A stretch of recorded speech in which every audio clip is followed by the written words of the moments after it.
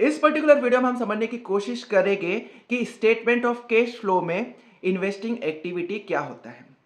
अब यदि मैं सिर्फ इन्वेस्टमेंट को एक्सप्लेन करूं तो ये होता है कि आप आपके करंट रिसोर्सेज को सेक्रीफाइस कर रहे हो in order to generate future income. Okay, that is यदि मैंने अपने कैपिटल में से कुछ पोर्शन उठाकर बैंक में एफडी कर ली तो मुझे फ्यूचर में इंटरेस्ट इनकम होगा, तो ये मेरी इन्वेस्टमेंट हो गया।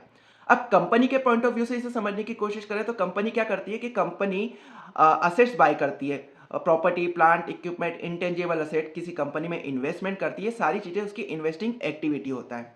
अब इसमें इनफ्लो भी होगा, आउटफ्लो भी होगा, मतलब आप यदि कोई असेट को बाय कर रहे हो तो आपका कैश आउटफ्लो जाएगा और सेल कर रहे हो तो इनफ्लो आएगा।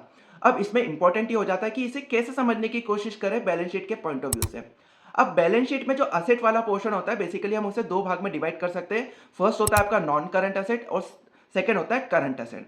अब जो नॉन करंट एसेट वाला पार्ट रहता है ना, वो बेसिकली रिप्रेजेंट करता है आपकी सारी असेट्स को जो लॉन्ग टर्म है, और आपने वो असेट इसलिए बाय की ताकि आप उसका फ्यूचर में आप उसका बेनिफिट उठा सके in the form of income. तो जब भी आपको उस एरिया से कोई ट्रांजेक्शन होता हुआ दिख रहा है in the form of cash, वो सारा का सारा आपका आ जाएगा इन्वेस्टिंग एक्टिविटीज में।